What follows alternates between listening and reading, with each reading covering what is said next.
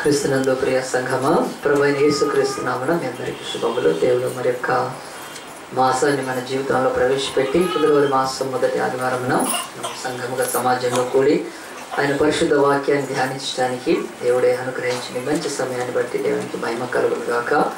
దేవుని యొక్క వాక్యంలో నుంచి మనం ఒక సంగతి వినడానికి ముందు మరి ఆంధ్రప్రదేశ్తో పాటు అనేకమైన స్థలాలలో కొన్నిసార్లు మత కలహాలు జరిగినప్పుడు కానీ లేకపోతే కులాల మధ్యలో చిచ్చు రేగి ప్రాంతాల మధ్య రేగినప్పుడు అనేక గొడవలు జరుగుతుంటాయి. అలాంటి ఒక పెద్ద గొడవలో చాలామంది ఒక వర్గం వాళ్ళు ఇంకొక వర్గం వాళ్ళను చంపుకున్న తర్వాత వాళ్ళంతా కూడా మరి వాళ్ళ మీద కేసులు నమోదు చేయబడ్డాక ఆ యొక్క విచారణ కొరకు మరి ప్రభుత్వం ఆదేశించిన తర్వాత కొన్ని సంవత్సరాలు ఒక కేసు నడిచిన తర్వాత దాంట్లో చివరిగా ఒక 17 మందిని మాత్రము జీవిత ఖైదీ పట్టింది వాళ్ళకి. ఎందుకంటే వాళ్ళు ఒక వర్గం వాళ్ళు ఇంకొక వర్గం వాళ్ళని చంపేశారు కూడా. ఘోరమైన మరి ఆ యొక్క పోరాటము లేకపోతే ఆ హింస జరిగిన తర్వాత పట్టుకున్నారు వాళ్ళను. అయితే ఆ 17 మంది వేసిన తర్వాత ఆ జైల్లో వేసేసి వాళ్ళకి జీవిత ఖైదీ పడ్డానికి ఇక ఛాన్స్ లేదు, అయిపోయింది కనుక అప్పీల్ లేదు. అత్యున్నతమైన న్యాయస్థానం తీర్పు తెచ్చేస్తుంది. అయితే ఆ 17 మందిలో ఆ 17 మంది ఒక వ్యక్తికి, తెలిసిన వ్యక్తికి ఇంకో వ్యక్తి తెలుసు. అతను కూడా ఆ కేసులో చాలా కాలము మరి వెళ్ళాడు, విచారణకు హాజరయ్యాడు, కానీ అతనికి శిక్ష పడలేదు. ఎవరైతే జీవిత ఖైదీ పడిందో అతని స్నేహితుడు కూడా అదే తప్పు చేశాడు, అదే పాపం చేశాడు, అదే నరహంతకుడే. కానీ ఇతనికి శిక్ష పడింది, అతనికి శిక్ష పడలేదు. కారణం ఎందుకంటే ఇతను చేసిన స్థలంలో అతను చేసిన స్థలంలో ఆ తప్పు లేకపోతే ఆ యొక్క ఘోరమైన హింస ఒక తేడా ఉంది. ఏంటంటే ఇతని విషయమై సాక్ష్యాలు ఉన్నాయి, అతని విషయం సాక్ష్యాలు లేవు. సాక్ష్యం లేకుండా కోర్టు ఎప్పుడు కూడా మరి ఆ యొక్క శిక్షను వేయలేదు. కనుక ఒకే నేరము, ఒకే భయంకరమైన పాపము, మర్డరే. కానీ ఒక అతను జీవిత ఖైదీగా వెళ్ళాల్సి వస్తే ఒక అతను కేసు కొట్టేశారు, అతని సాక్ష్యం లేదు. ఈ ఇద్దరికి కూడా తెలుసు వాళ్ళు, కానీ సాక్ష్యం లేనందుకు దాన్ని ఇచ్చేస్తారు. సో మరి గుజరాత్ అల్లర్లు జరిగిన, మన ఆంధ్రప్రదేశ్లో కారంచేడు అల్లర్లు జరిగిన, ఇంకా ఎన్నో అల్లర్లు జరిగినా కానీ ఇవి మనం జనరల్గా వింటూ ఉంటాం ఒక్కోసారి. మరి ఈరోజు ఎందుకు ఈ మాటలు చెప్తున్నానంటే బైబిల్లో టెస్టిఫై అంటే సాక్ష్యం అనే మాట 63 సార్లు ఉందండి. ఒకసారి కాదు, 2 సార్లు కాదు. టెస్టిఫై అనే మాట 63 టైమ్స్ బైబిల్లో ఉంది. 63 సార్లు సాక్ష్యం అనేది. సో కనుక ఈ యొక్క వ్యక్తులు భూమి మీద చట్టాన్ని తప్పించుకొని సాక్ష్యము లేదని చెప్పి వాళ్ళు జీవిత ఖైదు పొందాల్సిన వాళ్ళు జీవితం బయట ఉన్నప్పటికీ బైబిల్ మాత్రం మనకు చెప్తుంది ఇది బైబిల్లో పాసిబుల్ కాదు. కనుక మనం ఈరోజు సాక్ష్యం విషయమై 2 సంగతులు నేర్చుకుందాం. మొదటిది, మనం మొదటి సమూయేలు గ్రంథం 15వ అధ్యాయం తీస్తే పాత నిబంధనలో ఓల్డ్ టెస్టిమెంట్లో మొదటి సమూయేలు అనే ఒక గ్రంథం ఉంటుంది. దానిలో 15వ అధ్యాయంలో ఒక చిన్న భాగాన్ని దేవుడు, పరిశుద్ధాత్మ దేవుడు రాసి ఉంచాడు. దాన్ని మనం గమనిస్తే ఈరోజు టెస్టిఫై అనే మాట మన విషయంలో ఏం చెప్తుందో బైబిల్లోంచి మనం నేర్చుకోవచ్చు. మొదటి సమూయేలు గ్రంథం 15వ అధ్యాయంలో ఒకానొక దినమున సమూయేలు సౌలును పిలిచి, యెహోవా ఇశ్రాయేలుకు తన జనుల మీద నిన్ను రాజుగా అభిషేకించుటకై నన్ను పంపెను. యెహోవా మాట వినుము. సైన్యములకు అధిపతి యెహోవా సెలవిచ్చినదేమనగా, అమాలేకీయులు ఇశ్రాయేలు చేసినది నాకు జ్ఞాపకమే. వారు ఐగుప్తుల నుండి రాగానే అమాలేకులు వారికి విరోధులై మార్గమందు వారి మీదకి వచ్చిరు కదా. కాబట్టి నీవు పోయి కనికరింపక అమాలేకులను హతము చేయొచ్చు. పురుషులనేమి, స్త్రీలనేమి, బాలులనేమి, పసిపిల్లనేమి, ఎద్దులనేమి, గొర్రెలనేమి, ఒంటలనేమి, గార్ధములనేమి అన్నిటినీ హతము చేసి వారికి కలిగినదంతయు బొత్తుగా పాడు చేసి అమాలేకులను నిర్మూలము చేయమని చెప్పాను. ఇక్కడ ఎవరితో మాట్లాడుతున్నారంటే సమూయేలు అనే ఒక ప్రాఫెట్, ప్రవక్త, సౌలు అనే ఒక రాజుతో మాట్లాడుతున్నాడు. ఆ భాగమే ఇది. సో సమూయేలు ఎవరు అని అంటే ఆయన ఇశ్రాయేలుకు దేవుడి ప్రవక్త, ఇస్ అ ప్రాఫెట్. వాళ్ళ మధ్యలో దేవుడి యొక్క వాక్కుని విని వచ్చి ప్రజలకు చెప్పేవాడు, కనుక ముందు జరగబోయి చెప్పేవాడు. అలాంటి ఒక ప్రవక్త వాళ్ళ మధ్యలో ఉన్నప్పుడు సమూయేలు అదే దేశంలో, ఇశ్రాయేల్ దేశంలో రాజు దగ్గరికి వెళ్ళి చెప్తున్నాడు. ఎవరు రాజు అంటే సౌలు రాజు. కనుక ఆయన ఇశ్రాయేలుకు మొట్టమొదటి రాజు. మన భారతదేశానికి మొట్టమొదటి ప్రైమ్ మినిస్టర్ జవహర్లాల్ నెహ్రూ అని ఎంత సామాన్యంగా చెప్తామో, ఇశ్రాయేలీలకు మొట్టమొదటి రాజు సౌలు. సో ఆ సౌలు రాజుకు దేవుడి దగ్గర నుంచి వచ్చింది ఏమిటంటే, నీవు వెళ్ళి అమాలేకులైన దేశం మీదకి వెళ్ళి యుద్ధము చేసి దానిలో ఏమి మిగల్చకుండా హతము చేయమన్నాడు. ఈ మాట విన్నాక సౌలు లేచి ఏం చేయాలంటే, దేవుడి ప్రవక్త కనుక యుద్ధం చేయాలి.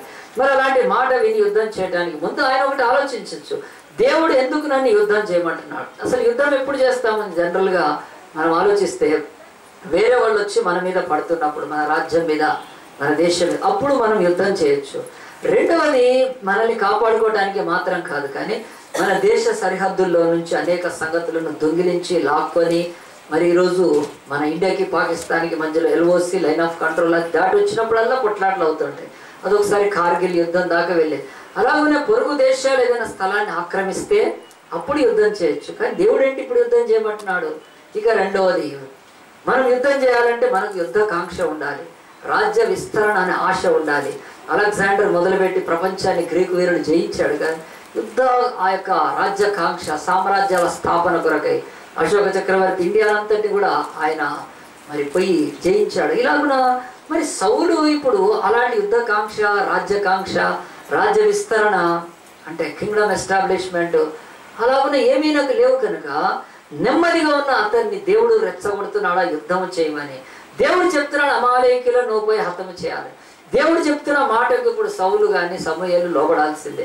ఇది ఎందుకంటే మన లైఫ్లో కూడా చాలాసార్లు దేవుడు చెప్తూ ఉంటాడు, నీవు లేచి పలానా స్నేహాన్ని వదిలేసుకో, నీవు లేచి పలానా వ్యక్తికి దూరంగా ఉండు, నీవు లేచి పలానా కాలనీలోంచి వెళ్ళిపో, నీవు లేచి పలానా చర్చ్ నుంచి వెళ్ళిపో. చర్చ్ కూడా వదిలిపోయాడు దేవుడు. ఎందుకంటే మన మేలును కోరిన వాడు కనుక చెప్తాడు. మనకు అప్పుడు కనిపించే పరిస్థితుల్లో ఏమీ అర్థం కాదు, రాబోయే సంగతులు మన భవిష్యత్తులో ఉండము. దేవుడు మాత్రమే నిన్న నేడు నిరంతరం ఏకరీతిగా ఉండి భూత వర్తమాన భవిష్యత్తులో ఉండేవాడు కనుక మనలాగా తిరుగుతున్న భూమిలో కూర్చోలేదు, కానీ తిరగని పరలోకంలో కూర్చున్నాడు. ఆ పట్టణమునకు చలనం లేదు కనుక అక్కడ టైం లేదు, అక్కడ గాడ్ ఉండే ప్లేస్కి. ఇది భూమి తనకు తాను చుట్టూ తిరుగుతూ సూర్యుడు చుట్టూ తిరుగుతుంది కనుక ఇక్కడ టైం ఉంది. సో టైం గురించి చెప్పడానికి చెప్తాను, దాని గురించి వేరే ప్రసంగం. కానీ అలాగున్న దేవుడు తెలుసు అమాలేకీల వలన తన ప్రజలకి ఏం మొప్పుందో కనుక దేవుడు వాక్యం రాపించి చెప్పాడు సమూయేలుతో, ఇదిగో ఇశ్రాయేలు ఐగుప్తులోంచి బయటకు వస్తున్నప్పుడు, వెండి బంగారాలతో బయటకు వచ్చినప్పుడు అమాలేకీలు అనే వాళ్ళు యుద్ధం చేసి ఇశ్రాయేలును హతమార్చి లాక్కొని వారిని హతం చేయాలనుకున్నారే. ఆనాడు మీ దగ్గర ఆయుధాలు లేవు, సైన్యం లేదు, రాజు లేదు, కవాతు లేదు, గుర్రాలు లేవు, ఆ తర్వాత ఎలాంటి ఆయుధాలు లేవు కనుక ఆ రోజు మోషే కొండ మీద ఎక్కి ప్రార్థన చేస్తే మీరు గెలిచేశారు. కానీ ఆ రోజు నుంచి నాకు గుర్తే ఉంది వాళ్ళు ఏం చేశారో, నాకు గుర్తుంది కనుక నాకు తెలుసు వాళ్ళలో ఎవరు ఆపరేట్ అవుతున్నారో. కనుక అమాలేకీయులను మీరు హతమార్చాలి. ఇప్పుడు మీరు రాజ్యాంగం ఏర్పాటు చేయబడ్డారు, మీరు కూడా మీకు సొంత దేశంగా ఉన్నారు, మీకు రాజు ఉన్నాడు, సైన్యం ఉంది కనుక పద్ధతి ఉంది. అంత కనుక మీరు వెళ్ళి అమాలేకులు నాశనం చేయమన్నప్పుడు దేవుని బిడ్డలారా ఆలోచించండి, మన బ్రతుకుల్లో కూడా దేవుడికి తెలుసు ఇంతకు ముందు ఏ శత్రువులు మన ఆత్మీయ జీవితాన్ని సర్వనాశనం చేయాలనుకున్నారో వాళ్ళు ఇప్పుడు తిరిగి పొడసూపినప్పుడు, వాళ్ళు చిగురేస్తున్నప్పుడు దేవుడు అంటాడు గో అండ్ కిల్ దెమ్, వాటిని ఇచ్చే. ఈరోజు మనకు అర్థం కాదు, తల్లిదండ్రులు చెప్తూ ఉంటాడు, పాస్టర్లు చెప్తుంటాడు, నువ్వు వద్దు, ఆ స్నేహాలు చేయొద్దు, నీ ఆత్మ పాతాళానికి వెళ్ళిపోతుంది, నువ్వు ఫలానా చోటుకి వెళ్ళొద్దు, ఫలానా చర్చికి వెళ్ళొద్దు, ఫలానా ఆ యొక్క సంఘాలకు వెళ్ళొద్దు అని దేవుడు చెప్తాడండి. ఎందుకు ఇక్కడ చెప్తున్నాడంటే సౌలుకి ఈ అమాలేకీయులు అనే వాళ్ళు ఇశ్రాయేలీయులను హతమార్చి ఇశ్రాయేలు నుంచి రక్షకుడు రాకుండా ఉండటానికి కంకణం కట్టుకొని అమాలేకీయులు అనే వాళ్ళను సాతాను తరతరాల నుంచి వాడుకుంటూ వస్తున్నాడు. ఈ సంగతి ఇక్కడ చదివితే నీకు బైబిల్ అంతా చదివినా, బైబిల్ ధ్యానించిన వాళ్ళకి తెలుస్తుంది అది ఎందుకు అమాలేకీయులకు తరతరములకు వారి మీద యెహోవా కత్తి విరోధమని యెహోవా నిస్సి అని పేరు పెట్టారు. ఇప్పుడు చంపకపోతే వాళ్ళను తర్వాత ప్రమాదాలు ఏంటో తెలుసా? వాళ్ళలోంచి హామాన్ వచ్చాడు, వాళ్ళలోంచి తర్వాత హిట్లర్ వచ్చాడు, వాళ్ళలోంచి స్టాలిన్ వచ్చాడు. ప్రపంచంలో అనేక సార్లు యూదులను మట్టు పెడితే లోకరక్షకుడు రాడు. లోకరక్షకుడు రాకపోతే ఏం చేయొచ్చు? ఈ లోకములో తమ దేవుళ్ళు దేవతలుగా చలామణి కావచ్చు, అక్రమంతో అన్యాయంతో దుర్మార్గంతో లోకాన్ని పరిపాలించవచ్చు అని సాతాను అనేక రాజులను వాడుకుంటున్నప్పుడు అమాలేకులను వాడుకున్నాడు వాడు. కనుక ఇప్పుడు చెప్తున్నాడు, నీవు లేచి వెళ్ళి వాడిని హతం చేయమని. ఏమి పురుషుల్నేమి స్త్రీలేమి గాడిదల్ని అన్నిటినీ హతం చేసేసే అన్నాడు. ఎందుకంటే ఆ రాజ్యం ఉంటే దేవుని రాజ్యం ఉండదు, దేవుని రాజ్యం ఉంటే సకల రాజ్యాలు దీవించబడతాయి. ఆ రాజ్యం ఉంటే దేవుని రాజ్యమే, లేకపోతే మిగతా రాజ్యాలకు ఏ మేలు కలగదని దేవుడు చెప్తున్నప్పుడు ఈరోజు మనకు అర్థమవుతుందా? ఎన్నిసార్లు దేవుడు మనతో మాట్లాడతాడు, కానీ చాలా నిర్లక్ష్యం చేస్తూ ఉంటాం. కనుక తర్వాత సౌలు లేచి ఏం చేశాడంటే ఆ మాటకు విధేయత చూపినట్టే వెళ్ళాడు. అంతటా 4వ వచనం, సౌలు జెండాను పోగు చేసి తెలాయిములో వారిని లెక్కపెట్టగా కాలు బలము 2,00,000 మంది, యూదా వారు 10,000 మంది ఉండేది. అప్పుడు సౌలు అమాలేకీయుల పట్టణంలో ఒక దానికి వచ్చి లోయలో పొంచి ఉండి ఇశ్రాయేలు ఐగుప్తుల నుండి వచ్చినప్పుడు మీరు వారికి ఉపకారం చేసేది కనుక అమాలేకీయులతో కూడా నేను మేము నాశనం చేయకున్నట్లు మీరు వారిలో నుండి బయలుదేరిపోవుడని కెనీయులకు వర్తమానం పంపగా కెనీయులు అమాలేకీయుల నుండి వెళ్ళిపోయి తర్వాత సౌలు అమాలేకీయులను హవీలా నుండి ఐగుప్తు దేశ మార్గమందున షూరు వరకు తరిమి హతము చేసి అమాలేకీయుల రాజైన అగగును ప్రాణంతో పట్టుకొని జనులందరినీ కత్తివాత చేత నిర్మూలము చేశాను. దేవుడు చెప్పిన మాట సౌలు లోబడ్డాడు. సౌలు లోబడ్డాక మరి అంతా యుద్ధం జరిగిపోయింది.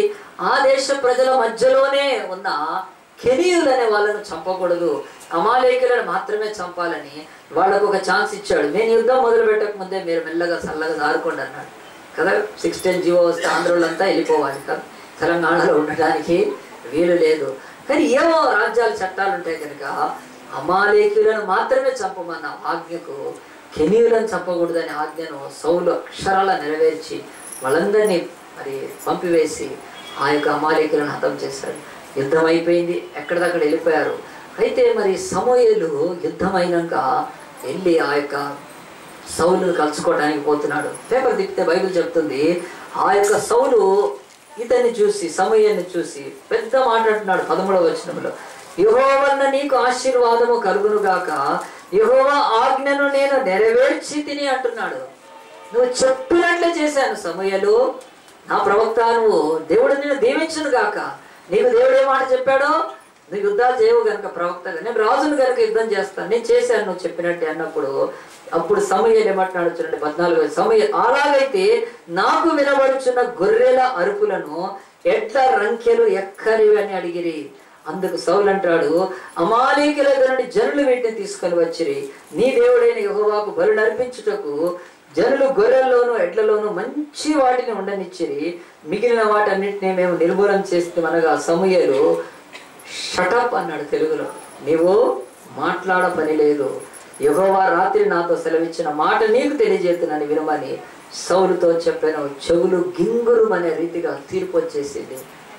సౌలు వెళ్ళి అమాలేకీయుల రాజును అగగును పట్టుకొస్తున్నప్పుడు ఆ యొక్క కత్తివాత చేత చంపాల్సిన అతన్ని గొర్రెలు మేకలు ఎడ్లు తీసుకొని వచ్చి ఇంకా కవర్ చేస్తున్నాడండి.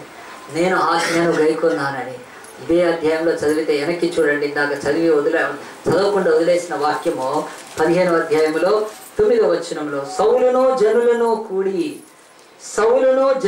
కూడి అగగును గొర్రెల్లోనూ ఎడ్లలోనూ క్రొవ్విన గొర్రె పిల్లలు మొదలైన వాటిలోను మంచి వాటిని నిర్మూలన చేయక కడగా నుంచి పనికిరాని నీచ పశువులన్నింటినీ నిర్మూలన చేసేది. ఇక్కడ ప్రాబ్లం ఏంటంటే ఆ 9వ వచనంలో సౌలును జనులను కూడి, జనులు ఒకటి సౌలు ఒకటి, 1+2 అది 2 అయిపోయి 3 అయిపోయినట్టుగా ఎలా ఉందంటే సౌలుకు దేవుడు ఆజ్ఞ ఇచ్చాడు, జనులకు ఆజ్ఞ ఇయ్యలేదు. జనులు ఏం చేశారంటే చంపమని చెప్తున్నాడు తనతో, వాళ్ళు ఏం చేస్తున్నారంటే కొమ్మింది కనిపించగానే స్టాప్ అంటున్నారు. ఆడతారు కదండి స్టాచ్యూ అనగానే. ఇప్పుడు నాకు స్టాచ్యూ చెప్పారనుకో ఇంతే సంగతి కదా, కాంకలేసి పోవాల్సి వస్తుంది. అందుకో వీళ్ళు దేవుడు చెప్పాడు అట్లా. కొవ్విది దొరికినప్పుడు, బాగా పరిస్థితి దొరికినప్పుడు దాన్ని చంపొద్దు కదా, గాడిదలనేమి కదా, పశువులనేమి బ్రాకెట్లో కొవ్వున్న వాటిని కాదు అంటే పక్కన పెట్టి అన్నాడా దేవుడు చెప్పాడా? దేవుడి ఆజ్ఞ స్పష్టంగా సమూయేలుకుంది, సమూయేలు నుంచి సౌలుకుంది, జనులకి ఎందుకంటే ఈరోజు చర్చలన్నీ తగలబట్టడానికి ఒక్క ఈక్వేషన్ అనండి. ఈ హైదరాబాద్లో కాదు ప్రపంచంలో ప్రతి చర్చు సర్వనాశనమై పోలీస్ స్టేషన్లలోకి వెళ్ళటానికి కారణమో, తన్నుకొని సావటానికి కారణమో సౌలు ప్లస్ జనులు. ఇది ఎప్పుడూ లేదు. The man and the congregation ఎప్పుడు, the pastor and the congregation కాదు. పాస్టరే ఆయన చెప్పినట్టు విన్నా, లేదంటే పోయినట్టు. వీళ్ళ మాట విని అతడు దేవుడి మాటను నెరవేర్చలేదు. ఎంతోమంది వచ్చి చెప్తారు పాస్టర్ ఇది ఇట్లుండకూడదు, అట్లుండ ఎట్లుండాలో దేవుడు చెప్తాడు కనుక చాలు, అంతకంటే నుంచి. సౌలు జనులతో కూడినందుకు ఏమైపోయింది? చెప్పాల్సింది సౌలు, నేను రాజుని, కొవ్వింది ఎద్దు లేకపోతే గొర్రె దొరికితే మీరు చంపకపోతే నీ పీక నేను కోస్తాను రా అని చెప్పాడు. వారు కాదు నేను చంపేస్తాను నిన్నంటే భయపడి నిర్మూలించేవాళ్ళు. కానీ సౌలు హృదయంలో ఏముందంటే అడక్క తినే బుద్ధి ఉంది కనుక, దేవుడు ఇవ్వని వాటి కొరకు ఆశపడే బుద్ధి ఉంది కనుక, దేవుడు మనకు అనుగ్రహించని ఆశీర్వాదం కొరకు ఆశ ఉంది కనుక వాళ్ళతో కూడి ఆ యొక్క గొర్రెల మేకలన్నీ దాచిపెట్టాడు. పెట్టిన తర్వాత తిరిగి వస్తున్నాడు చక్కగా. ఆ రాత్రి చూడండి, పేపర్ తిప్పండి, ఇప్పుడు దేవుడు ఎంత క్షణంగా మన సెటిలైట్స్ కంటే కూడా ఇంకా స్పీడ్గా దేవుడు మెసేజ్ ఇవ్వగలుగుతాడండి. ఆయన 10వ వచనంలో, అప్పుడు యెహోవా వాక్కు సమూయేలునకు ప్రత్యక్షమై, ఎక్కడికి అంటే ఎక్కడ సిగ్నల్స్ పనిచేయవో, ఎక్కడ వ్యాక్యూమ్ ఉంటుందో కూడా, ఎక్కడైతే ఎయిర్ ఉంటేనే కదండి భూమి అంతా వాతావరణం ఉంది కనుక మనకు సిగ్నల్స్ ఉన్నాయి. వాతావరణం లేని చోట సిగ్నల్ ఉండదు అసలు. మరి కానీ దేవుడి యొక్క సిగ్నల్ ఎట్లా వచ్చింది? యెహోవా వాక్కు సమూయేలునకు ప్రత్యక్షమై ఇలాగ సెలవిచ్చాను, సౌలు నన్ను అనుసరింపక వెనుక తీసి నా ఆజ్ఞలు గైకొనకపోయాను కనుక అతన్ని రాజుగా నిర్ణయించినందుకు నేను పశ్చాత్తాపడుచున్నాను. అందుకు సమూయేలు ఆల్ నైట్ ప్రేయర్ చేశాడు. కోపావేశుడై రాత్రి అంతా యెహోవాకు మొరపెట్టుచున్నాను. గుండె మండుతుంది సమూయేలుకి. నేనే కదా వీడిని రాజుగా చేశాను. దేవుడు అడిగింది ఒక్క మాట కదా, అమాలేకులను చంపమంటే. వీళ్ళని చంపకుండా నిర్మూలన చేయకుండా ఆ రాత్రి అంతా బాధపడి తెల్లారి లేచి వస్తుంటే అంటాడు సౌలు, యెహోవా ఆశీర్వదించును గాక, నేను పెద్ద పని చేసి వచ్చానంటే షట్టివరమవుతుంది. గొర్రెల అరుపులు, ఎద్దుల రంకెలు ఎందుకు వినిపిస్తున్నాయి నాకు? ఎందుకు తీసుకొచ్చావాలి? వాళ్ళ సొమ్ము మనకు అవసరమా? నువ్వు మాట వెళ్ళలేదు కనుక వినుప్పుడు దేవుడు ఏం చెప్తున్నాడు? గాడిదలు ఎత్తుక్కోవటానికి పోయిన నిన్ను దేవుడు రాజుగా చేస్తే, ఒక వ్యవసాయకుడు నువ్వు, అడ్డరి ఒక ఫార్మర్వి నువ్వు, నిన్ను దేవుడు ఇశ్రాయేలు మీద రాజుగా చేస్తే ఆయన మాట లోబడలేదు కనుక ఈరోజు రాజ్యం నీ వద్ద నుంచి తీసివేశాడని చెప్తున్నాడు. సరే, ఆ సంగతుల్లోకి వెళ్ళక ముందు ఇక్కడ మన సబ్జెక్ట్ ఏంటంటే టెస్టిఫై, సాక్ష్యం. ఏమి సాక్ష్యం చెప్తాయి మన బ్రతుకుల్లో అని అంటే, బైబిల్ చెప్తుంది పాపములు సాక్ష్యం చెప్తాయి. యెషయా గ్రంథము 59:12 రాసి పెట్టుకోండి. మన లైఫ్లో రెండే లాస్ట్కు మన మీద టెస్టిఫై చేస్తాయి. మన జీవితంలో ఏది కూడా మనకు చివరికి సాక్ష్యం చెప్పదు, రెండు సాక్ష్యం చెప్తాయని బైబిల్ చెప్తుందండి. యెషయా గ్రంథం 59 దేవుని యొక్క వాక్యంలో 12వ వచనంలో ఇలాగున్నారు, మేము చేసిన తిరుగుబాటు క్రియలు నీ ఎదుట విస్తరించినవి, మా పాపములు మా మీద సాక్ష్యము పలుకుచున్నవి. మా పాపములు మా మీద సాక్ష్యం పలుకుచున్నాయని పరిశుద్ధాత్మ దేవుడు యెషయా ద్వారా రాయించాడు. మన జీవితంలో ఏమి సాక్ష్యం అంటే, బైబిల్ అంటుంది మన పాపాలు సాక్ష్యము. సౌలు యుద్ధం ఎలాగ చేశాడో సాక్ష్యం లేదు. సౌలు ఎంతమందిని తీసుకుపోయాడో సాక్ష్యం లేదు. సౌలు ఎంతమందిని హతం చేశాడో సాక్ష్యం లేదు. సౌలు యుద్ధంలో ప్రదర్శించిన చాతుర్యము, ఆ యొక్క పరాక్రమం, నథింగ్. సౌలు ఎక్కడ యుద్ధం చేశాడు వేస్తాను, అది లేదు బైబిల్లో. కానీ సౌలు దేవుని ఆజ్ఞకు లోబడకుండా ఆయన పాపాల సాక్ష్యం ఏంటవి? గొర్రెల అరుపులు, ఎద్దుల రంకెలు వినిపిస్తున్నాయి. దేవుడు అన్నాడు, నిన్ను నేను ఇక కోరుకోను. తృణీకరించాడు. ఆ రోజు తర్వాత అంతకంతకు సౌలు అలాగున భ్రష్టత్వంలోకి వెళ్ళిపోయాడు. బైబిల్ అంటుంది ఈరోజు మన పాపాలు మన మీద సాక్ష్యం చెప్తాయి. మొత్తము మనము మన బ్రతుకులో రెండే సాక్ష్యాలు చివరికి మిగులుతాయి. ఒకటి అవర్ సిన్స్, మన పాపాలు సాక్ష్యం పలుకుతాయి. ఒకసారి ఒక వ్యక్తి, నేను ఆయన గురించి, ఇంకో వ్యక్తి ఉన్నాడు, విన్నాను. ఏమైందంటే ఆయన కాలు మీద సిలిండర్ పడింది అన్నాడు. ఏమైందంటే కాలు ఇరిగిపోయింది. కాలు ఇరిగిపోయింది సిలిండర్ పడి అంటే, సిలిండర్ దాదాపుగా పడదండి ఇప్పుడు కదా. సిలిండర్ అంత బ్యాలెన్స్గా తయారు చేశారు. దాన్ని ఆంధ్రాలో బండ అంటారు. నాకంటే బండ, ఇది ఏం బండరా అనుకునేవాడిని. సరే, అది బండ కాదు, అది సిలిండర్ కనుక. అయితే అది పట్టం అనేది ఉండదండి అసలు, అట్లా దాదాపుగా పడదు. కానీ ఈయన కాలు మీద పడితే కాలు ఇరిగిపోయిందంటే సిలిండర్ నాకు అర్థం కాలేదు. కానీ తర్వాత చూసి ఎక్కడి నుంచో పై నుంచి పడిందండి సిలిండర్ కాలు మీద. అయ్య బాబే, మరి అదే బాబు కూడా కాదు అసలు. అదే కాలు ఇరిగిపోతే దానికి ఏం చేశాడు తెలుసా? పట్టి కట్టుకున్నాడు. పట్టి కట్టుకొని నాకు డౌట్, సిలిండర్ ఎందుకు పడిందా ఆయన మీద. చాలా రోజులు అనుకున్నానండి, ఏమలో పడి ఉంటుంది ఏదో కర్మగాలి అనుకున్నాం. కాలు ఇరిగిపోయిన తర్వాత పట్టి కట్టుకున్న తర్వాత ఒక 6 నెలలు దాని కాలు తగ్గిన తర్వాత మళ్ళీ ఒక 7-8 నెలల తర్వాత మళ్ళీ ఆయన గురించే విన్నాను. ఏంటంటే ఆయన ఇక్కడ కనుక ఉద్యోగంకి వెళ్ళట్లేదంటే సస్పెండ్ అయ్యాడు అన్నారు. సస్పెండ్ అయ్యాడా? ఎందుకు సస్పెండ్ అయిపోయాడు? నాకు అప్పుడు డౌట్ వచ్చింది. సో ఈ 2 విషయాల తర్వాత నేను సిబిఐ ఎంక్వైరీ వేసుకున్నాను. దేవా ఎందుకు? నేను ఇన్వెస్టిగేషన్ చేస్తూనే ఉంటాను, ఎవరు ఎటు పోతే ఎందుకు అవుతుంది. అప్పుడు సిలిండర్ పడి కాలు విరిగినప్పుడు, ఇప్పుడేమో సస్పెండ్ అయినా. మంచిగా ఎంక్వైరీ చేసినాక దేవుడు ఏం చేశాడంటే నాకు మంచి రిపోర్ట్ ఇచ్చాడండి. ఇదిగో సమూయేలుకి ఎలాగునా యెహోవాకు ప్రత్యక్షమైందో నాకు ప్రత్యక్షమైంది. ఆ వ్యక్తి ఒక చర్చికి వెళ్ళే వ్యక్తి, అక్కడ మంచి రెస్పాన్సిబిలిటీ పర్సన్.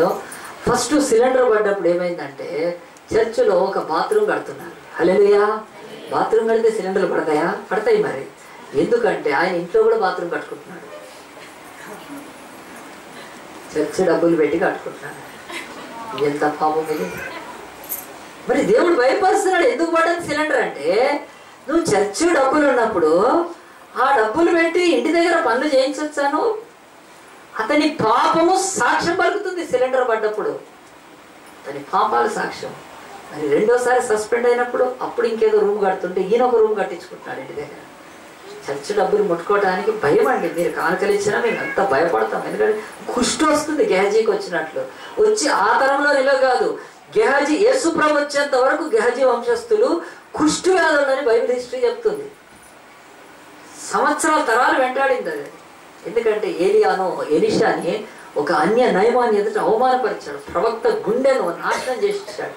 కనుక గెహజీ తరతరాలకు నీకు కుష్టి అన్నాడు ఆ డబ్బు ముట్టుకున్నాను. మరి ఆ భయం అడుగుందండి ఈరోజు.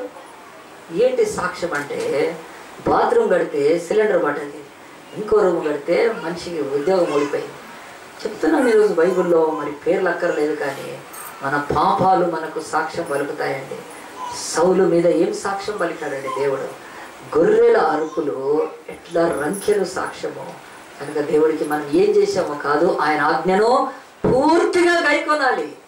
లేకపోతే దేవుడు అంటున్నాడు, మరి మీరు ఆ యొక్క మొదటి సమూయేలు గ్రంథంలో ఆయన దేనికంటే ఏదో ఎంత స్పష్టంగా చెప్తున్నాడు. ఈరోజు మనం అర్పించే ఆరాధనల కంటే, బలుల కంటే దేవుడికి ఏమి ఇష్టమైనయో ఆయన చెప్తున్నాడు. ఈ బలులు, ఈ ఆరాధనలు, ఈ చప్పట్లు, ఇవన్నిటికంటే కూడా ఆయనకి ఇష్టమైనవి ఉంటాయి. వీటి ద్వారా వాటిని నేర్పించాలని మొదటి సమూయేలు గ్రంథంలో దేవుని యొక్క వాక్యము చెప్తుంది. చూడండి 18వ వచనం నుంచి దేవుడు అంటాడు, 17వ వచనం, అందుకు సమూయేలు నీ దృష్టికి నువ్వు అల్పుడవై ఉన్నప్పుడు ఇశ్రాయేలు గోత్రంలో శిరస్సు వైతివి. యెహోవా నిన్ను ఇశ్రాయేలు మీద రాజుగా అభిషేకించాను. మరియు యెహోవా నిన్ను సాగనంపి నీవు పోయి పాపాత్ములైన అమాలేకులను నిర్మూలం చేయము, వారు లయమగు వరకు వారితో యుద్ధం చేయమని సెలవేగా నీవు ఎందుచేత యెహోవా మాట వినక దోపుడు మీద ఎగబడి ఆయన దృష్టికి కీడు చేసేటివి అని చెప్పి 21వ వచనంలో, అయితే గిల్గాలులో నీ దేవుడైన యెహోవాకు బలిపరించుటకై జనులు శపితములగు గొర్రెల్లోనూ ఎడ్లలోనూ ముఖ్యమైన వాటిని తీసుకొని వచ్చిరని సమూయేలుతో చెప్పను. అందుకు సమూయేలు అంటాడు, తాను సెలవిచ్చిన ఆజ్ఞను ఒకడు గై కొనుట వలన యెహోవా సంతోషించినట్లు ఒకడు దహన బలులను అర్పించుట వలన ఆయన సంతోషించునా. ఎంత స్పష్టంగా దేవుడు వాకు చెప్తూ ఆలోచించుము. బలుడు అర్పించుట కంటే ఆజ్ఞను గై కొనుటయు, పొట్టేళ్ల క్రొవ్వు అర్పించుట కంటే మాట వినుటయు శ్రేష్టము.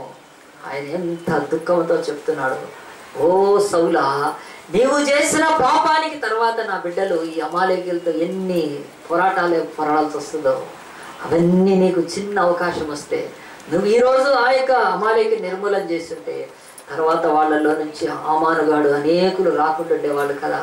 నా ప్రజలు ఎంత మరి ఇబ్బందులు పడేవాళ్ళు కాదు కదా. చివరికి యేసుక్రీస్తు రావడమే దుర్భేద్యం అయిపోతున్నప్పుడు ఆయన పుట్టకుండా అడ్డుకోవటానికి అదని ఎంత ఇదవుతుంది. ఈరోజు మన భారతదేశంలో ఎన్ని చట్టాలు చేయగలుగుతారు? ఈ యొక్క దేశంలోకి యేసుక్రీస్తు రాకుండా చేయగలుగుతారా? ఎన్ని పార్టీలు కానీ, ఎన్ని మత సంబంధమైన యేసుక్రీస్తును అడ్డుకోగలుగుతాయి ఆయన ఈ దేశంలో? ఆయన విశ్వానికి దేవుడు. ఆయన గల్లీ ఢిల్లీ దేవుడు కాదు కదా. ఆయన విశ్వానికి దేవుడు. 201 దేశాలు ఆరాధిస్తున్న దేవుడు ఆయన. ప్రపంచంలో 1200 భాషల్లో ఆయన వాక్యం ఉన్నది. ఇలాంటి దేవుడిని ఎవరైనా అడ్డగించగలుగుతారా? కనుక దేవుడు ఒక్క చిన్న సహాయం ఆ రోజు సౌలుని అడిగాడు, సౌలు, నిన్ను రాజుగా చేశాను, వెళ్ళి అమాలేకులను హతమార్చు, ఎందుకంటే నాలో నుంచి మీ కుమారుని పంపటానికి మీ జాతి ఉండనివ్వడని అడిగితే వాడు లోబడనప్పుడు బైబిల్ అంటుంది. ఏమి సాక్ష్యం అంటే, సౌలు జీవితంలో పాపములు సాక్ష్యము. దేవుని వాక్యం చెప్తుంది. మన బ్రతుకుల్లో మన ఇంట్లో ఏముంది? పెద్ద షోకేస్ ఉంది, అది కాదు సాక్ష్యము. మన ఇంట్లో బట్టలు, మన ఇంట్లో వేసుకునే బంగారము, మన ఇంట్లో ఉండే వస్తువులు, ఇవి ఏవి సాక్ష్యం కాదు, నీకు రావు. దేవుడు అంటాడు, మీ పాపములు సాక్ష్యము. ఏమున్నాయో ఇంట్లో నీకు తెలుసు, అవే నీకు సాక్ష్యంగా ఉంటాయి. మిగతా ఏమీ లేదు. సౌలు పోయి విస్తారమైనవి తీసుకొచ్చాడు, కానీ సాక్ష్యం మాత్రం పాపాలు సాక్ష్యం పలుకుతున్నాయి. ప్రియ దేవుని బిడ్డలారా, ఇది మొదటిది. రెండోది చూపించి నేను ముగిస్తాను. దేవునికి వాక్యంలో కొత్త నిబంధన తీద్దాము.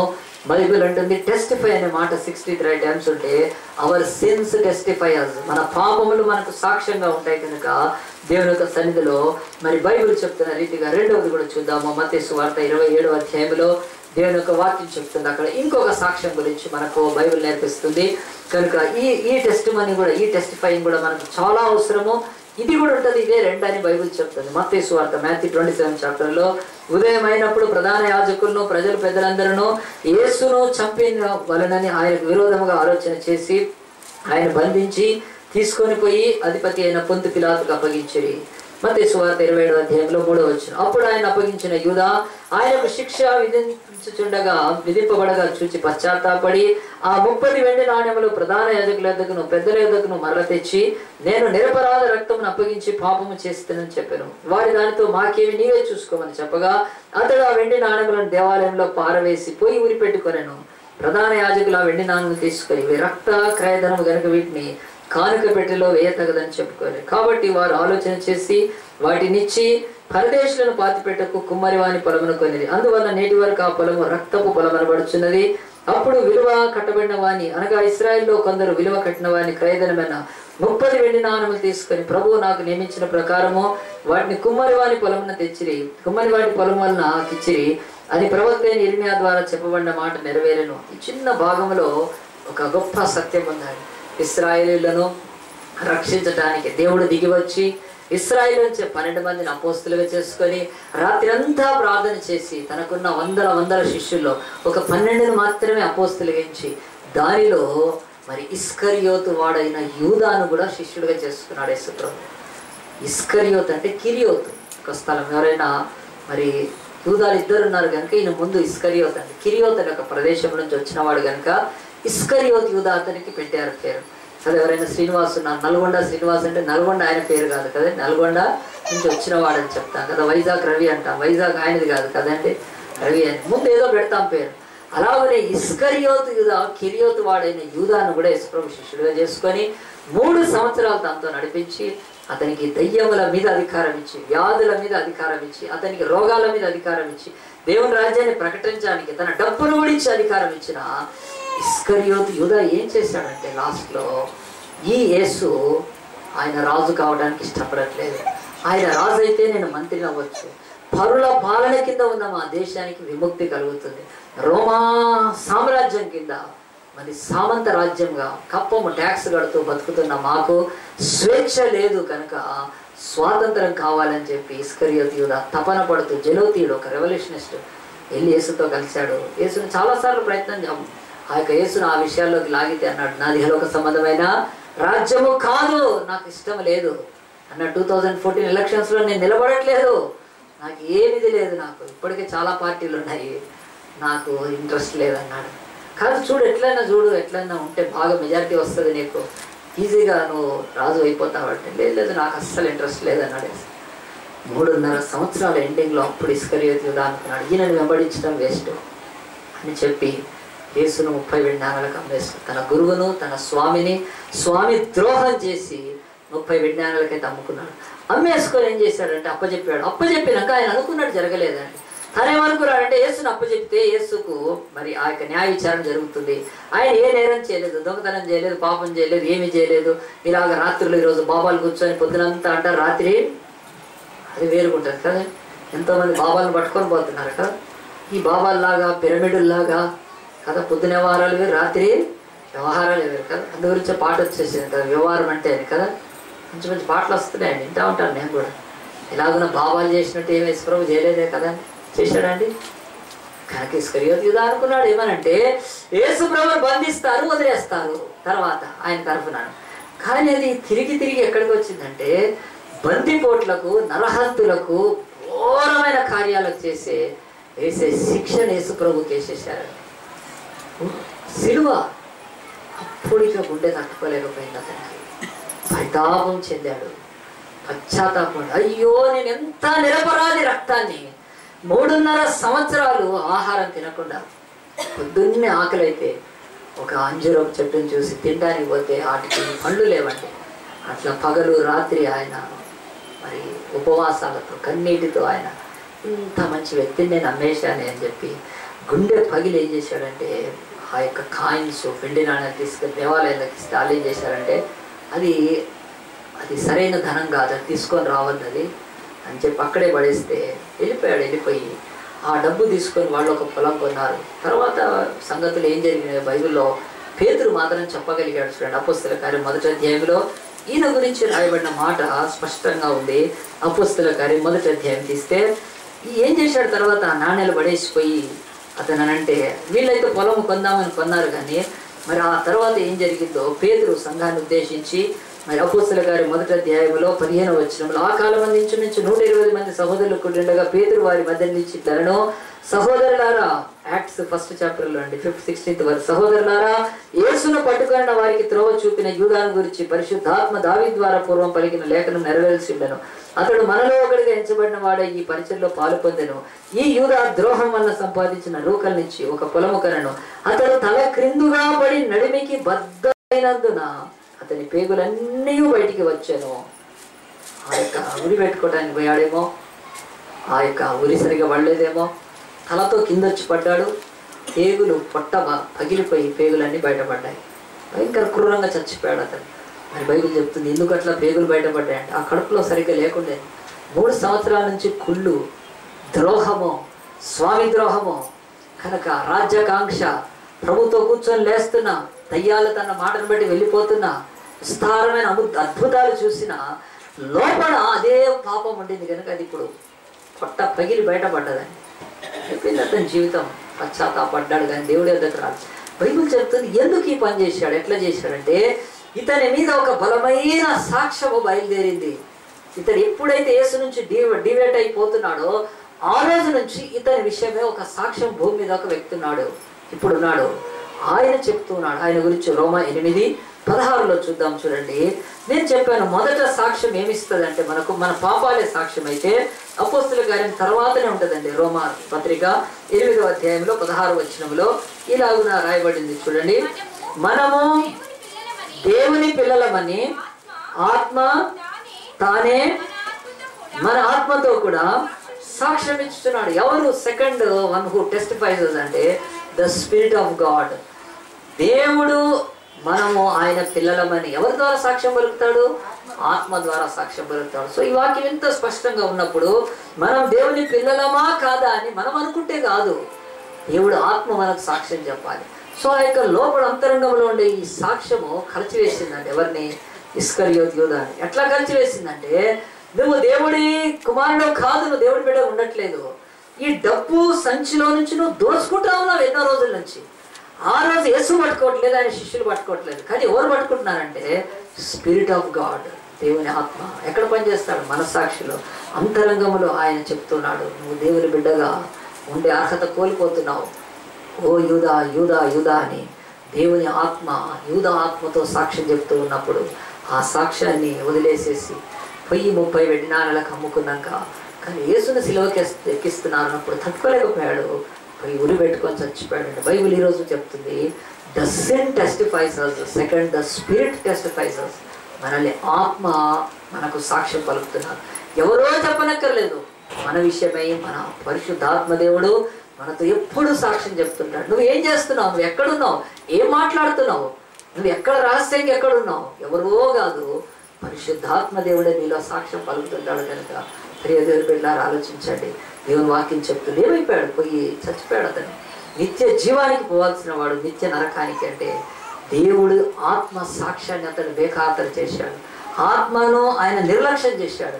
దేవుని ఆత్మ సాక్ష్యాన్ని అతను పెడచెవిన పెట్టినందుకు అతడు నశించిపోతే ఈ రోజు వరకు దేవుడు చెప్తున్నాడు. దేవుడు చెప్పే మాటల్ని జాగ్రత్తగా ఆలకించమని. ఒకసారి ఒక రమ్మంది ఒక ఆమె ఇంటికి రమ్మని, బ్రదర్ ప్రార్థన చేయండి ప్రార్థన చేయండి అని. నెల రోజులు నేను వెళ్ళలేదండి, నాకు వీలు పడలేదు. చివరికి ఒకరోజు ఈరోజు రావాలి మీరు ప్రార్థన అంటే, ఆ రోజు ఈవినింగ్ సర్వీస్ నాకు, కనుక ఈవినింగ్ సర్వీస్కి నేను రావడానికి ముందు అక్కడికి వెళ్ళాను. ప్రార్థన చేయడానికి వెళ్తే ఆ ఇంట్లో చూశాను. వాళ్ళ కండిషన్ చూసి నా కళ్ళల్లో దుఃఖం నిండిపోయింది. ఏంటబ్బా ఇంత ఘోరంగా ఉన్నారు. అప్పుడు నేను అడిగాను మీరు చర్చికి రావచ్చు కదా అంటే, నేను ఎక్కడికో పోతాను అని చెప్తుంది. సార్ సరే పోతే పోయేవాళ్ళ, కానీ నువ్వు వాక్యం నేర్చుకోవాలంటే ఆమె నాకు చెప్తుంది ఏమనంటే మా ఇంటికి పాస్టర్లు వస్తారు, అట్లే నువ్వు కూడా రా అని చెప్పి నన్ను అంటుంది. సరే నేను వస్తా అని చెప్పాను, నాకేమీది లేదు. కానీ ఎవరు వస్తున్నారు పాస్టర్ అని అడిగాను. అడిగితే చెప్తుంది ఆయన పాస్టరే కాదు ఆయన డాక్టర్ కూడా అంది. అబ్బా చాలా బాగుంది, ఆయన డాక్టర్ కమ్ పాస్టర్. ఏం చేస్తాడంటే ఆయన వైద్యాలు చేస్తాడు. వైద్యాలు చేస్తున్నప్పుడు ఆయన వైద్యం ద్వారా చాలామంది బాగయ్యారు. కనుక మేము పైసలు ఇస్తే ఆయన డబ్బులు తీసుకుంటాడు. పైసలతో చిల్లర పైసలతో సహా ఎంత ట్యాబ్లెట్లకు కావాలో అదే తీసుకుంటాడు. మిగతా డబ్బు 1 రూపాయి తీసుకోవడానికి. అబ్బో అంత యథార్థవంతుడు, మరి ఏం చేస్తాడు? బైబిల్ పట్టుకొని వచ్చి వైద్యం చేస్తూ ఉన్నాడు. మంచిదే అనుకున్నాను. కానీ వాళ్ళ ఇంట్లో బెడ్ దగ్గరికి వెళ్ళాక వాళ్ళ అమ్మాయి వాళ్ళ అబ్బాయి వాడు పని ప్రార్థన చేశాను. ప్రార్థన చేస్తుంటే ఒక ప్రార్థన చేశాను, దేవా ఇంటిలో ఏదో కీడు ప్రవేశించింది, దాన్ని బంధించు, దాన్ని తీసివేయమని మాత్రం ప్రార్థన చేస్తుంటాను. నాకు అసలు గుర్తు కూడా లేదు. అయిపోయిందండి, వచ్చేసాను హడావిడిగా. వాళ్ళు మంచినీళ్ళు ఇచ్చినా తాగలేదు. నాకు 6 o'clock సర్వీస్. వచ్చేసాను. ఇక్కడ వచ్చిన తర్వాత మళ్ళీ కొన్ని రోజుల క్రితం మా సిస్టర్ కలిసాను. నేను అడిగాను, నేను బాగున్నారా? బాగున్నా. ఏమో డాక్టర్ వస్తున్నాడు అంటే, రావట్లేదండి. ఏమైందంటే, లేడంటే, చచ్చిపోయాడంట. నేను ప్రార్థన చేయను, డాక్టర్ లేచిపోవడం ఏంటి? నేనే చేసింది ప్రార్థన. చచ్చిపోయాడు మనిషి. ఎందుకు చచ్చిపోయాడు అని అంటే, దేవుని ఆత్మ చెప్తూ ఉన్నాడు, అతడు దేవుడి యొక్క బిడ్డ కాదు, అతడు దేవుడి పిల్లవాడు కాదు, అతడు గాడ్ సర్వెంట్ కాదు, పచ్చి మోసగాడు. అప్పుడే డౌట్ వచ్చింది. బైబిల్ పట్టుకొని మళ్ళీ ఒక బ్యాగులో ఇంకా మెడిసిన్స్ ఇవ్వడము, తర్వాత దాంట్లో ఏదో ఇదిగా ఉన్న చెప్పి, అప్పుడు ఆమె నాకు చెప్తుంది. ఏమని చెప్తుందంటే, వస్తాడంట, ఇంట్లో కూర్చుంటాడు, వచ్చి ఒక నిమ్మకాయ తీసుకొస్తాడు, నిమ్మకాయ కట్ చేస్తాడు, నిమ్మకాయ కట్ చేస్తాడండి. చేసి అగరబత్తులు పెట్టి ఆ పిల్లలు కూర్చోడు. ఏం కనిపిస్తుంది మీకు? ఏం కనిపిస్తుంది? ఏం కనిపిస్తుంది? వాళ్ళిద్దరు పిల్లలు ప్రభువు కనిపిస్తున్నాడంట. ఇది బాగానే ఉంది, ఇది సినిమా తీస్తే ఇంకా బాగుంటుంది కదా. ప్రభువు కనిపిస్తున్నాడు. ఆ తర్వాత ఏదో మందులు ఇస్తాడు, ఆ తర్వాత వెళ్ళిపోతాడు. వాడు పచ్చి మాయగాడు, వాళ్ళ ఫ్యామిలీకే బయలుపరిచాడు. వాడు పరిశుద్ధాత్మ బంగారాన్ని వాటిని బయటికి తీసుకున్నట్టు ఈ ఫ్యామిలీకి చూపించాడు. వాళ్ళు చూపించినా కానీ మరి వాళ్ళు ఇచ్చారు అని చచ్చిపోయినాడు. చచ్చిపోయినప్పుడు నేను అంటున్నాను, కాలు పెట్టంగానే దేవుడు ఆ ఇంట్లో నాకు చూపిస్తున్నాడు. దేవుడు ఆత్మ సాక్ష్యం చెప్తుంది, I'm the child of God or I'm the son of devil. నేను సాతాను బిడ్డనా, దేవుని బిడ్డ ఎవ్వరు కాదండి. పరిశుద్ధాత్మ దేవుడు సాక్ష్యం ఇస్తున్నాడు. వాడు వాళ్ళను మోసం చేసి డాక్టర్ అని చెప్పుకుంటూ షబ్జాబాద్ నుంచి వస్తాడంట. ఎంత మోసం చేస్తున్నాడు. నేను ఎందుకు ఈ మాటలు చెప్తున్నానంటే, ఇస్కరియోతు యూదానే పోతే ఆఫ్టర్ ఆల్ యేసుతో నడిచిన ఈరోజు ఒక సేవకుడైనా ఒక విశ్వాసి అయినా దేవుడు మన ఆత్మతో సాక్ష్యం చెప్పుతుండగా తప్పించుకోగలుగుతామా? నువ్వు దేవుని బిడ్డవు కాదు నువ్వు అని ఆత్మ చెప్తాడు. నువ్వు దేవుని బిడ్డవు అని కూడా చెప్తాడు.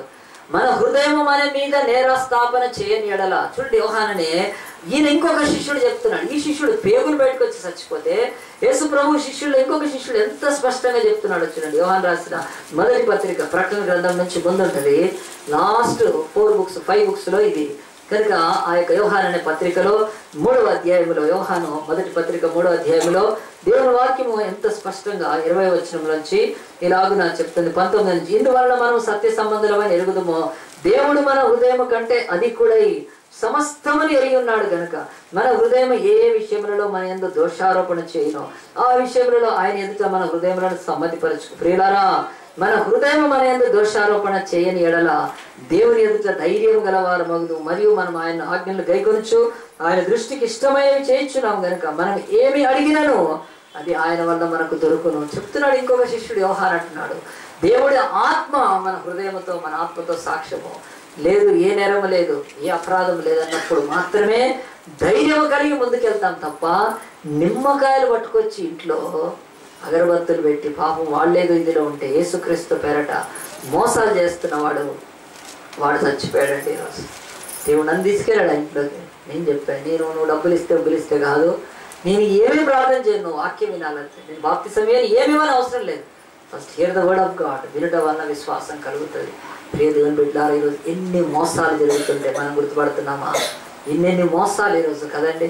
ఒక ఆయన తాడేస్తాడు, తాడు పట్టుకోండి అంటాడు కదా, అందరూ అంటాడు. ఒక ఆయన ఏం చేస్తాడంటే గ్రీన్ కార్పెట్ మీద నడుస్తాడు, రెడ్ కార్పెట్ మీద టప్పుకన పడిపోతుంటారు. ఇవన్నీ టీవీలో చూపిస్తున్నారు ఈరోజు. ఆయన ఇట్లా ఇట్లా ఇట్లా నడుచుకుంటూ వెళ్ళిపోతాడు, ఆయన మెగాస్టార్ లాగా. అందరూ టప కింద పడిపోతారు. ఏం ఫూలిష్నెస్ అది ఆ టీవీలో చూసి కదండి. ఇక్కడ గ్రీన్ కార్పెట్ ఉంది, ఇప్పుడు నేను నడవాలి ఇటు నుంచి అంటారు కదండి. ఆ కెమెరా తగులుతుంది పోతే పడిపోవడం. ఏంటి మాయలు మంత్రాలు? అతడు దేవుడి కుమారుడా కాదా మన ఆత్మకు సాక్ష్యం తెలుస్తుంది. ఇలాంటి గిమ్మెక్కులు చేసేవాళ్ళు ఇండ్లలోకి కూడా దోచుకుంటున్నారండి.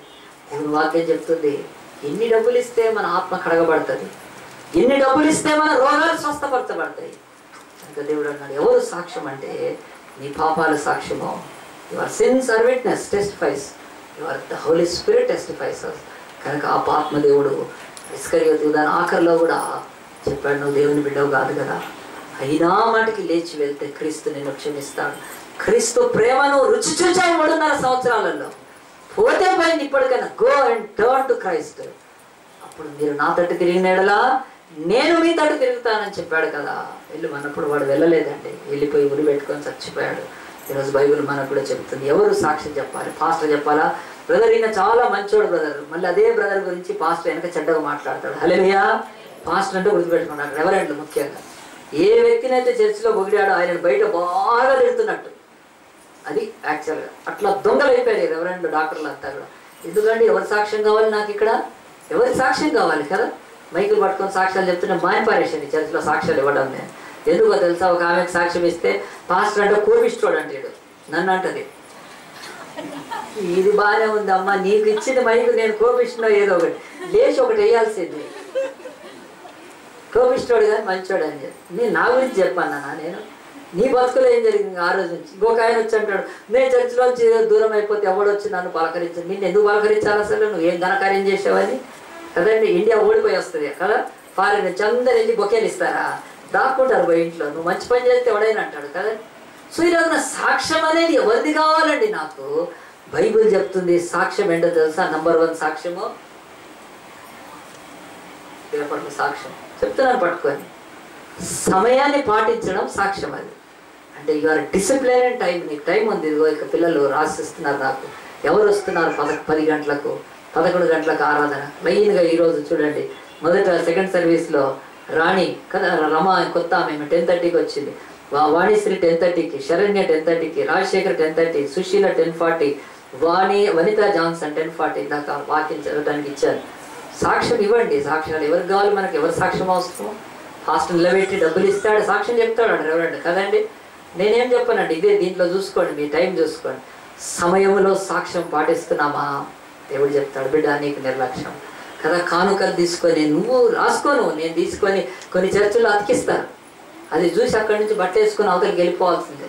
ఎవడు ఎంత ఇస్తున్నాడో బోర్డులు అతికిస్తారండి చర్చస్లో. నేనన్నా నీ మనస్సాక్షి తెలీదా నువ్వు ఎంత ఇస్తున్నావో?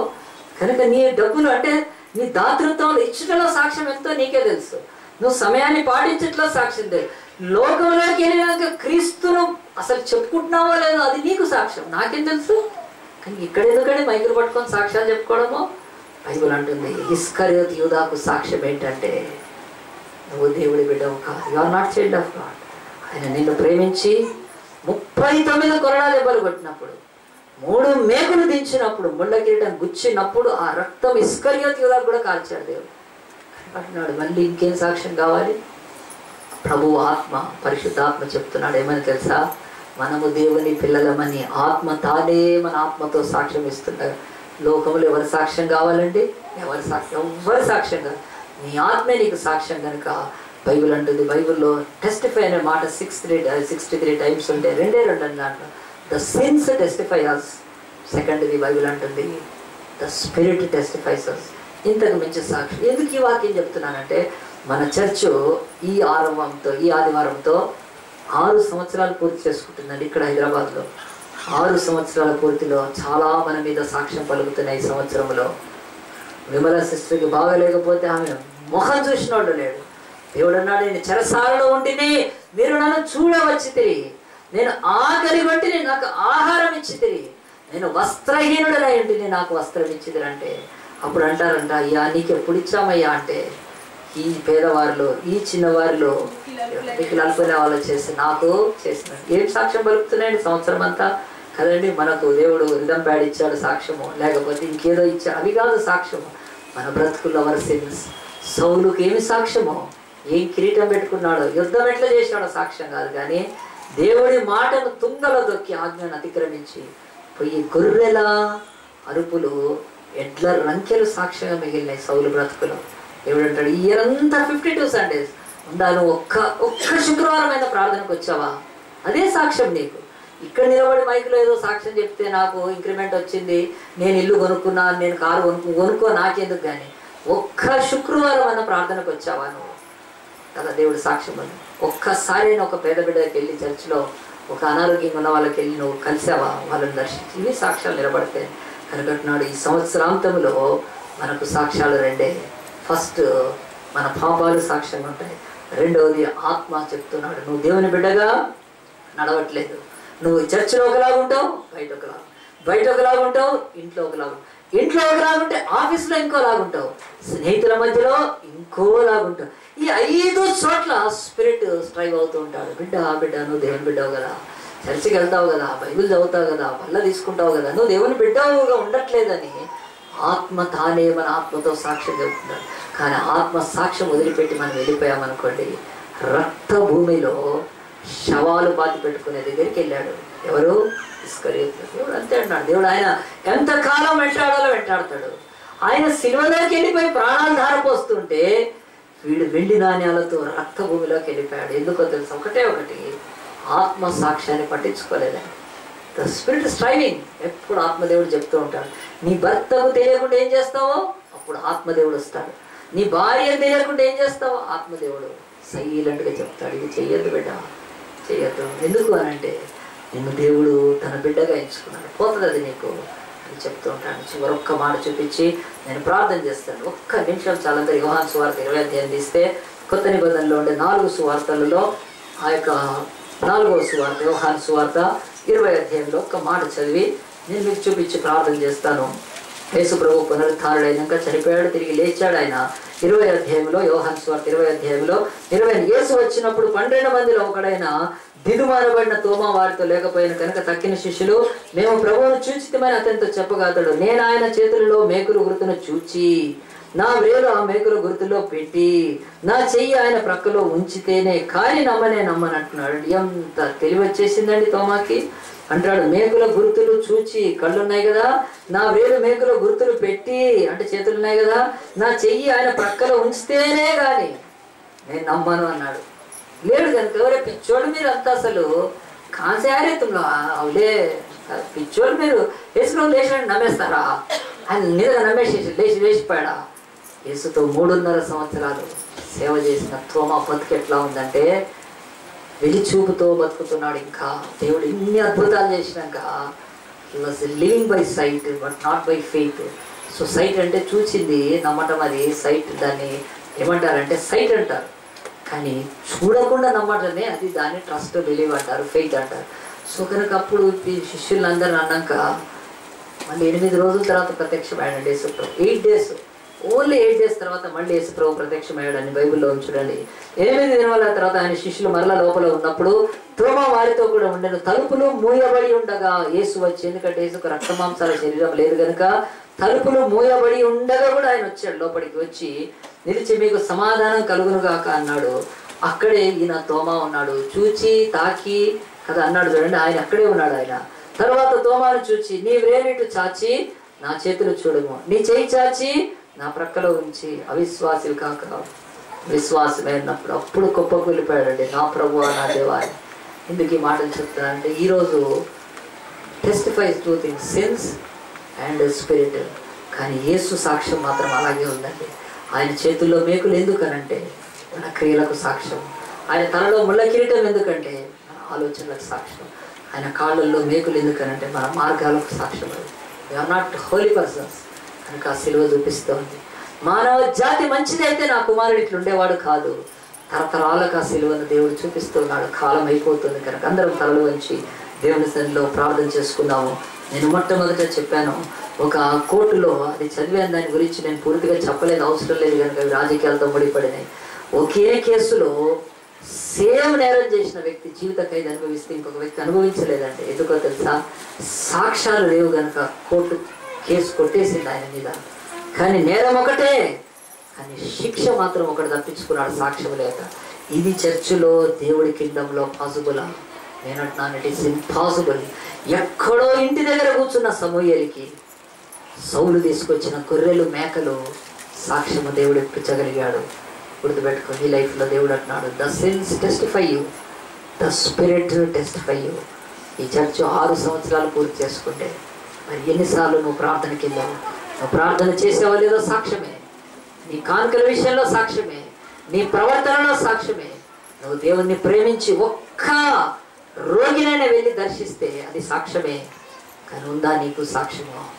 ఇంకా నీ ఇంట్లో ఉన్న వస్తువులు ఎట్లున్నాయో చూసుకోను, జాగ్రత్త. ఎందుకనంటే మన మీద సాక్ష్యమో మన ఇల్లు చెప్పదు, మన యొక్క బంగ్లా చెప్పదు, మన కార్లు, మన ఉద్యోగాలు చెప్పవు. పాపాలు సాక్ష్యం చెప్తాయి రేపు దేవుడికి. గొర్రెల అరుపులు ఎట్లా రంకెలు సాక్ష్యం చెప్తాయి. కొట్టుకొచ్చినవి, తప్పిదమైనవి, అబద్ధంతో కూడినది ఏదింట్లో ఉన్నా మన ఇంట్లో అవి సాక్ష్యం చెప్తూ ఉంటాయి. ఏదో పెట్టినారా, భయపడదాం. దేవా, మేము ఒక్క వారం అయితే నెక్స్ట్ వీక్ 7వ సంవత్సరంలోకి ఏం నేర్చుకుంటున్నాం, ఏం బలపడుతున్నాం, ఎక్కడికి పోతున్నాం కదా ప్రభా. మేము 52 ఆదివారాలు ఇస్తే మా బ్రతుకుల్లో ఈ ఆఖరి ఆదివారం ఈరోజు ఈ యొక్క చర్చిలో ప్రభా, చర్చ్ ఇయర్లో ఏం సాక్ష్యం పలుకుతున్నాయి? మన పాపాలేనా? నీ ఇంట్లో ఉండే సీడీలే కానీ, నీ ఇంట్లో ఉండే బుక్లే కానీ అవి నీకు సాక్ష్యం పలుకుతూ ఉంటాయి. ఊడని ఉంటే సాక్ష్యం పలుకుతాయి. నీ ఇంట్లో ఉండే వస్తువులు, నీ బ్యాంకులో ఉండే క్యాష్ సాక్ష్యం పలుకుతూనే ఉంటుంది. అది దేవుడు అంటున్నాడు, ఇంకో ఇయర్లోకి వెళ్ళేటప్పుడైనా మనము పవిత్రంగా వెళ్దాం. ఒక్క విమలా సిస్టర్ని 3 రోజులు కన్నీటితో ఇక్కడ ప్రార్థన చేస్తే అప్పుడు కదిలారండి. నా గుండె పగిలిపోయింది. దేవా, నేను ఎక్కడ నీ బిడ్డగా ఉన్నానని నా విషయం పశ్చాత్తాపడ్డప్పుడు 3 డేస్ ప్రార్థన తర్వాత కొద్దిమంది మాత్రం టైం ఉన్న వాళ్ళు వెళ్ళి చూశారు. మిగతా వాళ్ళకి ఆ పట్టే లేదు అసలు. అయ్యో, మనలో బీదలు, మనలో పేదలు, మనలో అనారోగ్యంగా ఉన్న వారిని దర్శించడానికి, వెళ్ళటానికి, మాట్లాడటానికి అదే పాపం అంటున్నాడు దేవుడు. చర్చలకు లక్షల రూపాయలు ఇచ్చిన దేవుడు అంటున్నాడు, మీ పాపములు, మా పాపములు మా మీద సాక్ష్యం పలుకుతున్నాయి అంటున్నారు. ఇస్తారు కనుక ఒక్కసారి సిలువ చూద్దాం. యేసయ్యా, ఇంకా నీ గాయాలు సాక్ష్యంగా ఉన్నాయి నీ ప్రేమకు. అయ్యా, ఇంకా నీ తలలోని ముళ్ళ కిరీటము మా పట్ల నీ మంచి ఆలోచనలకు సాక్ష్యం ఉన్నాయి నాయన. నీ పక్కలో బల్యము నాయన, మమ్మల్ని నీ పక్కలో చేర్చుకోవడానికి సాక్ష్యంగా ఉన్నాయి. నీ కాళ్ళల్లో మేకులు స్వామి, మా బ్రతుకులో నీతో నడవటానికి సాక్ష్యంగా ఉన్నాయి అంటున్నాడు. నా కాళ్ళలో మేకులు కొట్టారు, రా నాతో నడిపిస్తా అంటున్నాడు. అంత ప్రేమను చూపిన యేసుకు ఆయన ఇచ్చిన సాక్ష్యాలను విస్మరించుకుందామా? అని దేవునిలో మనం ముందుకు సాగుతూ ప్రభులో ఆయన మాటలు ఆలకించి, దేవా, ఈ ఇయర్లో అయినా కానీ sense testifies us, the holy spirit testifies us. ఆ 2 స్థలాల్లో దొరకకుండా దేవుని సన్నిధిలో మనం ఇంకా నీతిమంతులుగా బ్రతుకుదామా? ఎప్పుడైనా ఒక చిన్న తీర్మానం చేసుకుందామా? ప్రభా, అత్త సాక్ష్యం కోడలికి, కోడల సాక్ష్యం అత్తకు అవసరం లేదు. బాస్ సాక్ష్యము మరి వర్కర్ది కాదు.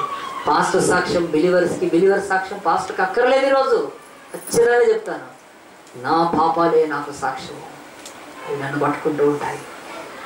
దేవుని ఆత్మీయ సాక్ష్యము నా మనస్సాక్షి అసహ్యంగా తయారైనప్పుడే నేను అనేక చెడు పర్యాలు చేస్తాను. ఎవరో అక్కర్లేదని దేవుడు అంటున్నాడు. ఈరోజు అట్టి తీర్మానం చేసుకుని, యేసయ్యా, నేను నీకు సాక్షిగా బ్రతుకుతాను, నేను సిలువ సాక్షిగా బ్రతుకుతాను. నా పాపాలు నా మీద సాక్ష్యం చెప్పడానికి వీలు లేదు నాయన, నేను సరి చేసుకున్నాను. నీ ఆత్మ నేను దేవుని బిడ్డనో కాదో అని చెప్తున్నప్పుడు భయపడి నా సాక్ష్యాన్ని మార్చుకుంటాను. ఎవరైనా ఒక చిన్న తీర్మానం చేసుకుంటే మీ చేయి చూపిస్తే నేను ప్రార్థన చేస్తాను. దేవునికి మహిమ కలుగునుగా, దేవునికే మహిమ కలుగునుగా. ప్రభా, నీ దాసుడి ద్వారా నాతో మాట్లాడుతున్నావు స్వామి, నీకు స్తోత్రాలు. నేను నిర్లక్ష్యం చేసుకొని ప్రభా నాయన, నేను ఈ యొక్క చర్చిలో ఆఖరి ఆదివారం, వచ్చే ఆదివారం 7వ సంవత్సరం ఇంకా నూతనమైన అనుభవాల్లోకి, మంచి విశ్వాసంలోకి, మంచి ఆశీర్వాదాలకి నడవాలంటే మనం ఈ ఇయర్ ఎండింగ్లో సాక్ష్యము మనం మనస్సును పరీక్షించుకోవాలి. అంటే దేవునికి స్తోత్రం. ఇంకెవరైనా ఉంటే దేవునికి మహిమ కలుగునుగా, దేవునికి మహిమ కలుగునుగా. చేతులు దించివేద్దాం, ప్రార్థన చేసుకుందాం.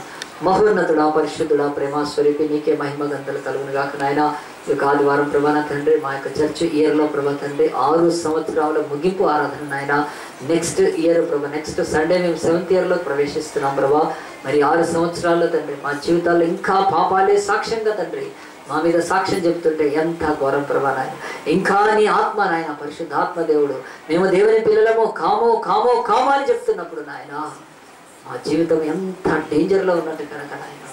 అయ్యా, ఈ భూమి మీద ఏ రోజు మనిషి క్షణము రెప్పపాట్లో పోద్ది నాయన. ప్రాణం పోయినాక మా ఎదుట ఇవే 2 మిగులుతాయి కనుక నాయన. అయినప్పటికీ నీ కృప అనంతము కనుక నాయన మేము వచ్చే సంవత్సరంలో ప్రవేశిస్తాం. కానీ నీ వాక్యం ద్వారా సరిచేయబడ్డకు, గద్దించుటకు నాయన నువ్వు ఇష్టపడి వాక్యాలు మా ముందుంచావు కనుక మరొక్కసారి ప్రభా, మేము నా తండ్రి మా పాపములు మా మీద సాక్ష్యము పలకకుండునుగాక నాయన. నీ ఆత్మ మేము దేవుని పిల్లలమైన సాక్ష్యం చెప్పునుగాక నాయన. అలాంటి జీవితాన్ని మాకు దయచేస్తూ నడిపించుకోండి. చేతులు ఎత్తిన బిడ్డల్ని ప్రభావ, వారి సాక్షిని, వారి మనస్సాక్షిని ప్రభావ నీ ఆత్మ ద్వారా సరిదిద్ది సరిచేసిన సమకూర్చి ప్రభా తండ్రి వారిని ముందుకు నడిపించమని. వాళ్ళకి ఎవరి సాక్ష్యం అవసరం లేదు ప్రభా నాయన.